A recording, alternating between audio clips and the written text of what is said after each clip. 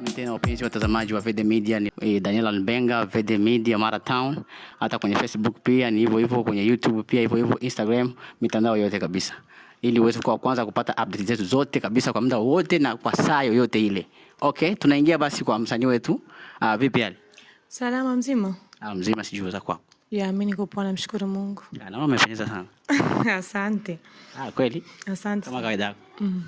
Okay, sasa twende kwa direct kwenye point. Ni kama ni siku mbili zilizopita hapa nyuma mwa kwanza rasmi safari yako ya muziki bila kutegemea mtu.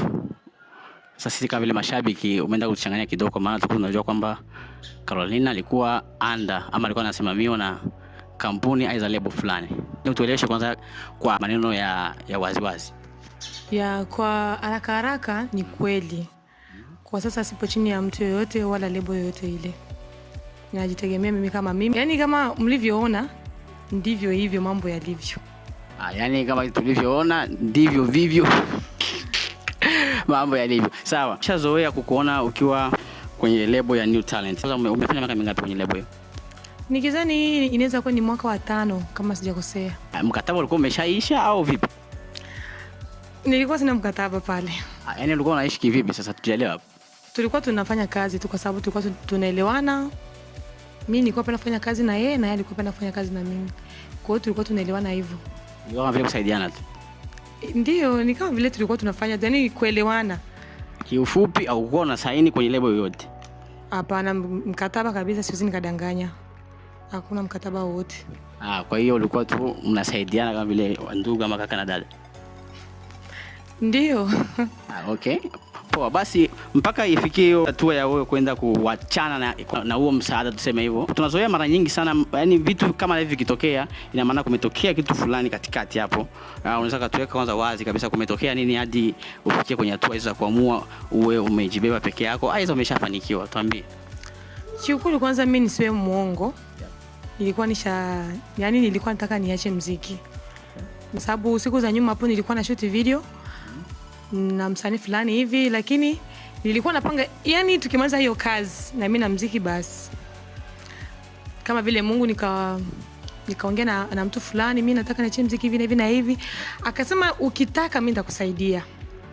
Lakini inabidi unipatie channel yako ya YouTube. Nikaongea na yeye aliyekuwa bosi wangu Ario Sound, nikaongea naye. Akanambia eti anataka pesa.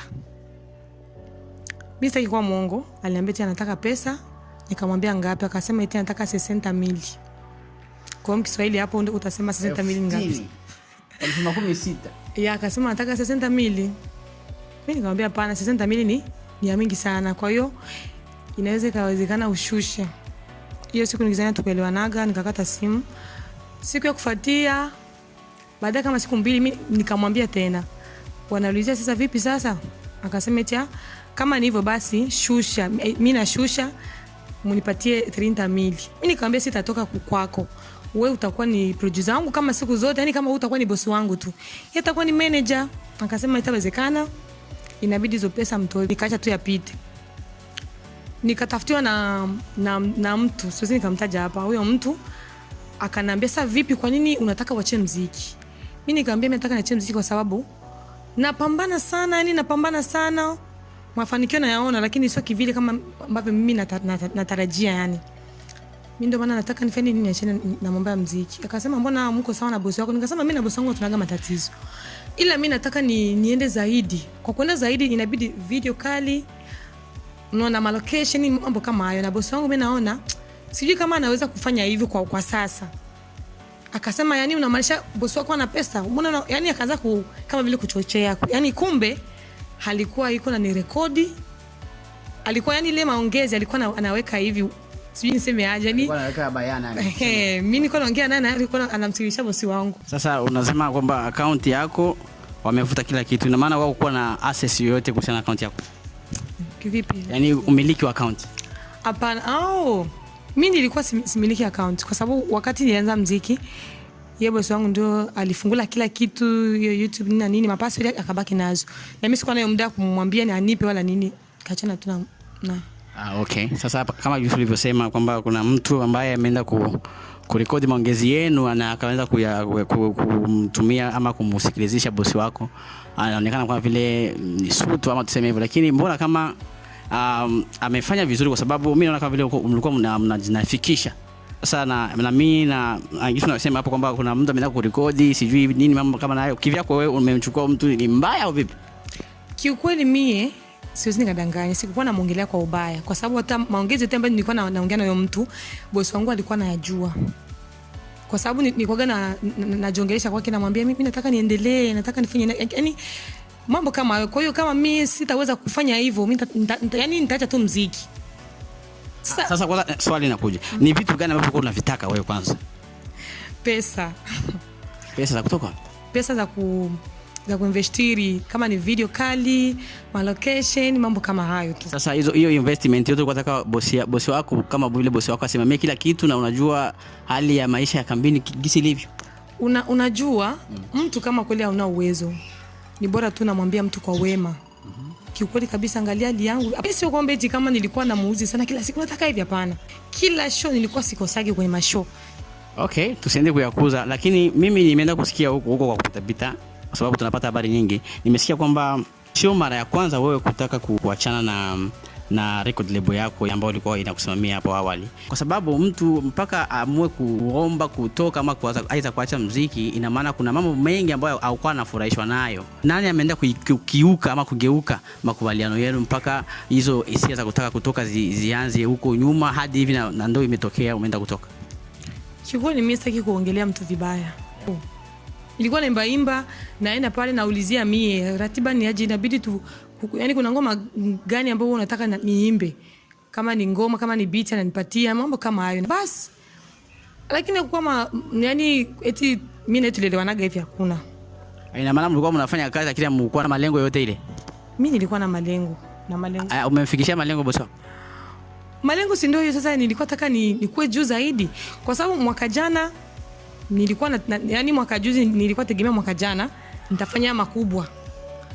Nafika hii mwaka tunaanza kuona dalili. Nilikuwa sioni kitu. Unasema bosi wako hakuwa na hela ya kuinvest. Sasa labda umepata pendekezo za watu ambao wanataka kukusponsor mara nyingi, kisha yeye, kwa sababu unasema yeye hakuweza kuinvest, lakini kwa hali ya kambi kabisa hapana kabisa. Hawezi. Labda sasa uliona anakataa opportunity ambazo kuna watu wanataka kupandisha akazikataa, labda hivyo. Unaweza kutuambiaje? Naweza nikasema hii ambayo mimi nilikuwa naiongelea hapa mwanzo, alikuwa ni mtu ndio alikuwa anataka nisaidie. Sasa hivi hataki tena kusaidia. Huyo mtu mimi nilimwambia aache. Sasa vipi kuhusiana na channel yako ya YouTube? Unatamani irudi ama umepima kumuomba akurudishie account yako akakataa? Mimi baadaye pale kusketi alivuta, nikaona hakuna jinsi. Nikapima kumpigia simu lakini hakuweza kupokea. Mimi kinyene naweza nikasema ama kinyene naweza penda asikie. Mimi nampenda sana. Siyawe kumchukia, siyawe kumwazia vibaya. Kama yeye ndo alinielewa vibaya, anisamee. Yaani kitu ambacho mimi nilikuwa napenda ni kukuza tu hii career mimi na yeye kwa pamoja, kwa sababu siku za nyuma niliwahi kusema hata haje nani siwezi nikamwacha Ario. Lakini nadhani yeye ndo kunielewa. Nia yangu mimi kukweti nipate mtu aya ndo niachane naye maneno. Nia yangu mimi kuwa hivyo na sio nia yangu hiyo. Sasa hivi unatuahidi kwanza nini kwanza sasa wewe kama wewe, na kwa sababu umeshatangaza unaanza rasmi muziki wako, na kazi zako zitaanza lini? Siwezi nikasema tarehe, lakini nadhani napanga nianze na EP Mungu akisaidia. Nilikuwa nimesahau kitu kimoja kabisa. Nimesikia kwamba Biax Picha anahusika sana na hii sakata ambayo limeenda kutokea. Nilitaka nijue kwanza kiuwazi kwanza Biax Picha amehusikaje kwanza? Kiukweli Biax naweza nikasema kwa haraka ni kakaangu wa familia. Na yeye niliwahi kumwambia aende aongee na bosi wangu Ario kuhusu YouTube kama anaweza katoa ama ni hivyo tu, hakuna kitu ambacho yeye anajua wala yeye anahusika. Nilimwombaga aende kuongea na Ario, mambo yakashindikana. Yaani ndio mtumikisha Biax aongee na Ario kuhusiana na kurudisha yako account YouTube. Lakini mbona mimi nimesikia zunzu kwamba huko Biax Picha ndio mmoja wa wachochezi wa kukuambia kwamba wewe uanze kutegemea binafsi. Kwanza ni miaka ngapi yenye mimi nafanya muziki na sio kumwambia Biax au mtu yoyote. Kwa hiyo mimi sidhani hayo yote ni yani sio maneno ya kweli, ni uongo. Ni challenge zipi ambazo unazipata kwenye career yako ya muziki wewe kama vile mwanamke, na tena maratani unajikuta ni wewe peke yako kama vile mwanamke ambaye anafanya muziki? Kwanza changamoto kwangu mimi nishaona ni kawaida, kwa sababu wakati nilianza yani maneno yalikuwa ni mengi sana kwa baba, wakaka na vijana kama mimi. Ilikuwa ni kama vile kutabiri, yani ikifika mwaka fulani ule sizani. Lakini baada ya miaka 3 kiukweli siwe muongo, naona kawaida sana. Kwanza nikipita tu hata baba wa dada yani wananiita Karuna dada, yani mpaka mimi nasikia tena ile raha. Na changamoto zingine zipo nyingi tu. Naomba hata zimoja 3 kaziseme za maratani kabisa, nataka kwa sababu ya watu wa maratani na wewe kama vile msanii tena wa kike peke yako. Wengine wanawake wanatamani kuingia kwenye music lakini wanashindwa kuingia kwa sababu ya hivyo ambavyo unaenda kuvipitia. Ndio nataka kwanza uviongelee kwanza. Ni vitu gani ambavyo vinaenda kukusumbua sana? Vikwazo kiukweli ni vingi. Unakuta hata yani sana nilikuwa ni kuongelewa sana vibaya. Kwanza nataka kila mtu ajue mimi napenda sana muziki, lakini wachukue kama vile kazi tu na upendo wa mtu mwingine, kwa sababu hata mie sipendaki mcheza mpira. Nisema upendaki mcheza mpira, lakini mbona kuna wimbo wako umeimbia timu? Ningeomba tu watu ambao hawajaweza kumfollow Karuna da Ana aende kwa check account zake zote na majina, ili wale ambao wakufollow aende kufollow na waende kutoa shukrani za mwisho. Yani kwenye account zangu zote ni Carolina Official, Instagram, TikTok, Snapchat, YouTube, yani gizani hivyo, na Facebook, yani Carolina Official. Okay. Tuko pamoja. Basi kuhusiana na mambo yote ambayo tumeenda kuyaongelea, unaweza kuachia comment hapo.